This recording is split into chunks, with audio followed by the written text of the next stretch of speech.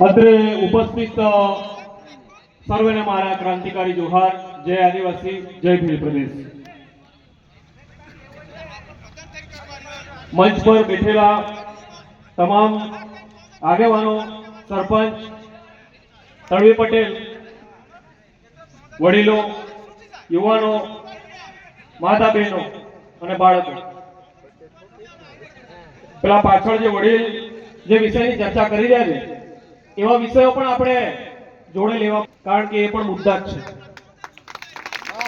એમની વાત એવી છે કે કાઠિયાવાડમાં, કચ્છમાં કે ગુજરાતના કોઈ પણ ખૂણે આદિવાસી મજૂરી કરી રહ્યો છે, એને ન્યાય ક્યારે અપાવીશું? એમની વાત પણ વ્યાજબી છે અને એનું કારણ પણ જાણવું પડશે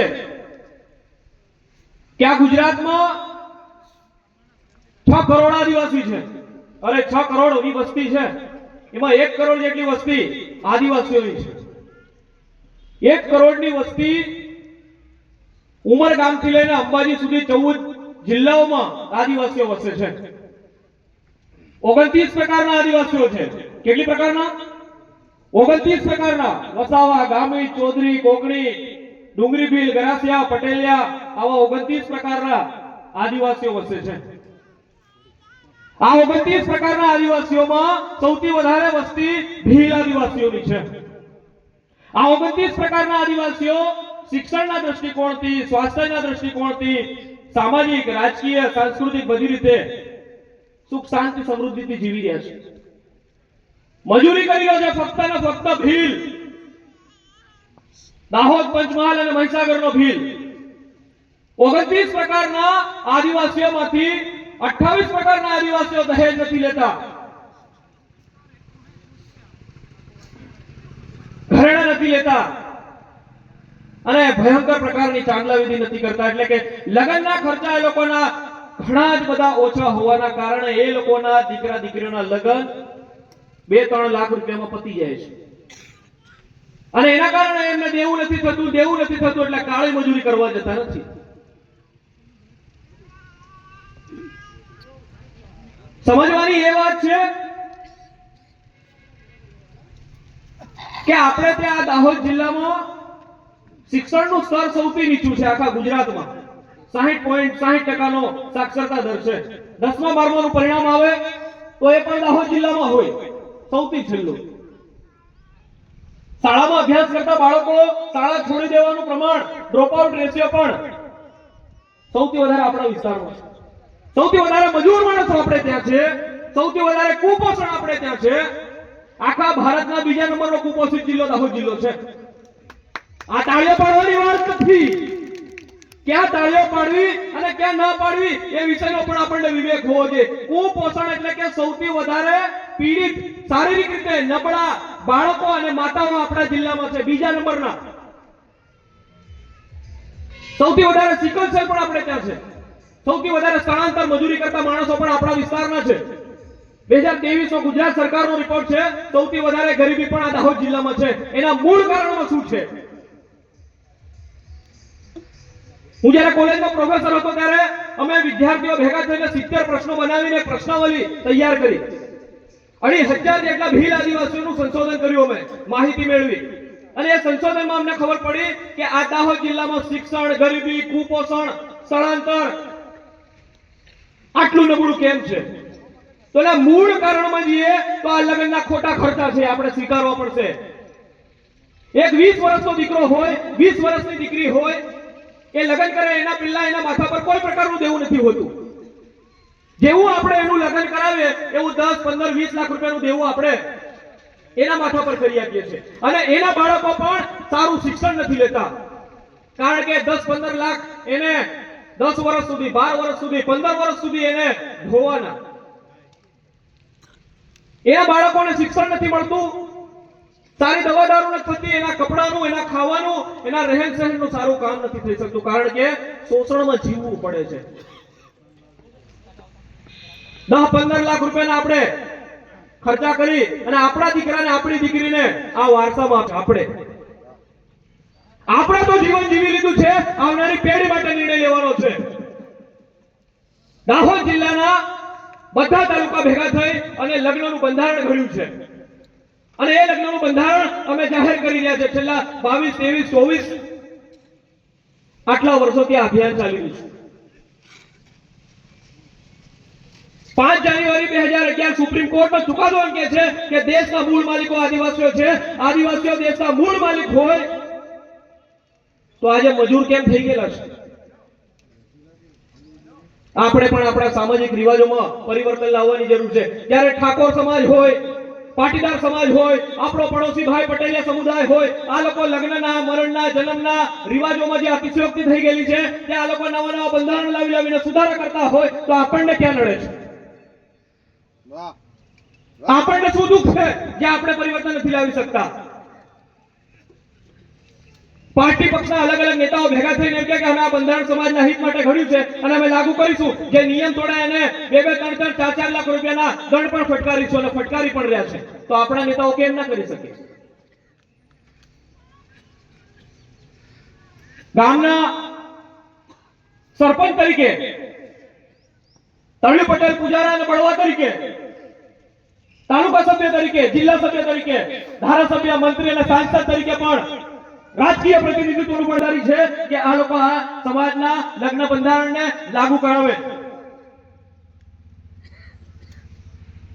2023 ની હું એક વાત કહી રહ્યો છું કે ધારાસભ્ય પોતે જવાબદારી લઈ અને સરપંચોને બોલાવી અને સરપંચોને એક જ ઠરાવ પસાર કરી અને પોતાની વિધાનસભામાં લાગુ કરાવે કઈનો માઇકોલાલ સરપંચ એમ કે હું નહીં લાગુ કરાવું એને બીજા વર્ષે ઉગાડીને ફેંકી નાખવાનો કેમ નહીં કરી શકીએ સમાજને આટલું બધું નુકસાન થતું હોય એના માટે આપણે કંઈક નવું સુધારો લાયા હોય અને કોઈ એમ કે નથી થવા દેવું એ માણસને ઢાંકણી પાણી લઈને નહીં પણ પાણી વગરનો કૂવો એમાં જઈને કૂદી મરી જવું જોઈએ આપણને જેને જન્મ આપ્યો જેને દૂધ પીવડાવીને મોટો કર્યો જેને લાલન પાલન કર્યું એ સ્ત્રી એ માતા એ બેન એ દીકરી એનો આપણે ભાવતોલ કરી રહ્યા છે આપણને શરમ આવી જોઈએ માણસ તરીકે આપણને પેદા કરવા વાળાનો આપણે બોલ કરી રહ્યા છે ભણેલીના આટલા નાભણના આટલા નાહિગીના આટલા અરે તને કોણે અધિકાર આપ્યો પુરુષ તરીકે કે તને પેદા કરવા વાળાનો તું ભાવતોલ નક્કી કરે ચાંદલો ગમે એટલો પડાવી લો એ ક્યારે એ ચાંદલાથી કોઈ જમીન ખરીદી હોય એફડી કરી હોય કે ઘરેણા ખરીદ્યા હોય કરોડપતિ બંગલા બનાવી દીધા હોય એવું ક્યારે કોઈ સમાજમાં બન્યું નથી પટેલિયા સમાજમાં દીકરા દીકરીના લગ્ન માટે 500 રૂપિયા વધારેમાં વધારે 200 રૂપિયા 150 રૂપિયામાં ચાંદલો થતો હોય અરે આખા ગુજરાતના દરેક સમાજમાં થતો હોય તો આપણને ક્યાં 5000 ને 10000 ને 15000 મેળવવાની જરૂર પડી રહી છે આપણો પડોશી ભાઈ પટેલિયા સમુદાય 3 નંગ તોલામાં 3 નંગ દાગીનામાં એમના દીકરીના લગ્ન થઈ જતા હોય તો આપણા ના થાય કરવું હોય તો થાય નિયત હોય તો થાય પણ ડોફાઈમાં અને મોટાઈમાંથી આપણે ઉપર નહીં આવ્યા દેખાડો કરવામાં આપણે ઉપર નહીં આવ્યા જેટલા પણ ઘરેણા લઈએ છે એ ઘરેણા 2 વર્ષમાં 1 વર્ષમાં ખાલી થઈ જાય છે સાચી વાત કીધા ખોટી વાત કીધા વડીલો સાચી વાત કીધા કે નહીં 1 વર્ષની અંદર અંદર ક્યાં તો ગીરવી મૂકી દીધા હોય ક્યાં તો ડૂબી ગયા હોય કાં તો મેજી ખાઈ ગયા હોય 1 વર્ષની અંદર ગમે એટલા ઘરેણા લીધેલા હોય કોઈના ઘરે ટક્યા નથી જે વસ્તુ દેવું કરીને આપણે ઘરે વસાવીએ છીએ એ તમારા ઘરે ક્યારે નહીં ટકે ઓછું જ લીધું હોય તો વાંધો શું ક્યાં કોઈ મરી જાય છે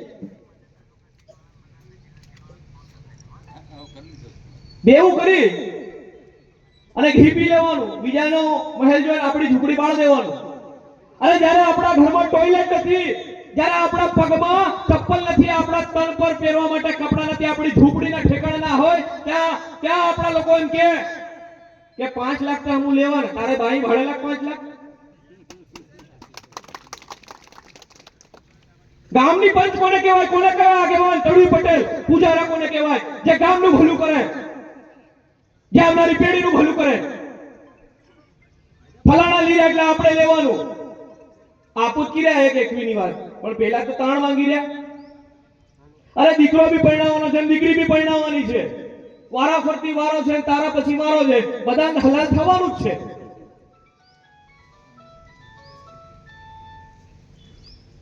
આપણે નહીં લાગુ કરીએ ને તો કોઈ વાંધો નહીં. એક યુવાન તરીકે, એક દીકરા તરીકે હું એક વાત સ્પષ્ટ કહેવા માંગુ છું. વડીલો, આપના હાથમાં કરવાનું ઈ કરવાનું આપના હાથમાં છે. કારણ કે ચિઠ્ઠીઓ તો હું લખો છો, હું તો લખતા નથી. જોવાને નથી લખતા, છોરા નથી લખતા.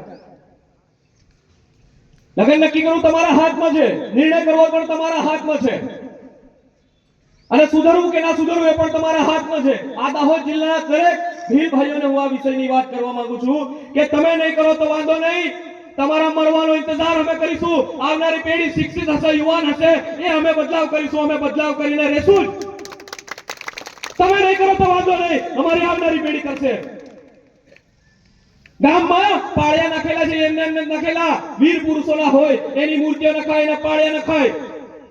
જ્યારે સરપંચ તરીકે, તાલુકા સભ્ય, જિલ્લા સભ્ય, ધારાસભ્ય તરીકે આપણી પાસે સત્તા હોય, શક્તિ હોય, ત્યારે સમાજ હિતમાં આપણે નિર્ણય નથી લેતા તો તમારા જીવવા અને મરવાનો કે આ સમાજ પર જીવવાનો પણ કોઈ અધિકાર નથી. આપણા મર્યા પછી તો સમાજ સુધરશે કે નહીં? જીવતે જીવત લડીએ એના કરતા મરી જવું વધારે સારું. લગ્નનું બંધારણ છે, એના વિષયમાં વડીલો વાત કરશે, ગુરુજીઓ વાત કરશે, પણ અમારા દિલમાં દુખે છે એટલા માટે અમે કહીએ છીએ. આ દેશને વસાવનારા એ અંગ્રેજો સામે, મુગલો સામે લડવાનું હોય કે દેશને આઝાદી અપાવવાની હોય કે દેશના વિકાસમાં જળ જંગલ જમીન વિસ્થાપન કરવાના હોય તો આપણે બલિદાન આપેલા છે. હજારોની સંખ્યા ભીલ આદિવાસીઓએ શહીદીઓ વહોરેલી છે. તે છતાં પણ આપણે આપણા રિવાજોમાં અતિશયોક્તિ થઈ ગયેલી છે, એના અંદર સુધારા વધારા કરવાની જરૂર છે. આપણે આપણા દીકરા દીકરીઓને કાળી મજૂરી કરવા માટે મોકલીએ છીએ. ફક્ત ભીલ આદિવાસીઓ, હજી યાદ રાખજો, ભીલ આદિવાસીઓ. આ ગુજરાતના 14 જિલ્લા હું ફરી ચૂક્યો છું, દરેક લગ્ન અટેન્ડ કર્યા છે મેં. ખાલી ભીલ આદિવાસીઓ આ ચાંદલામાં, આ ઘરેણામાં અને આ દહેજમાં પડેલા છે. એના સિવાય 28 પ્રકારના કોઈ આદિવાસી આવા પ્રકારના રિવાજો નથી ધરાવતા. ઠંડી હોય, તડકો હોય, વરસાદ હોય, કાળ ઝાડ ગરમીમાં આપણા લોકો મજૂરી કરી રહ્યા. એનું કારણ આ તડવી પટેલ પૂજારાના સરપંચ છે. એ વાત કહેતા હું ક્યારે નહીં ખચકાઉં. સુધારો કરવો પડશે, આજ નહીં તો કાલે. અને આપણે મરી જઈએ એના પછી અમે તો રાહ જોઈશું. કાલ કરે સો આજ કર, આજ કરે સો અબ.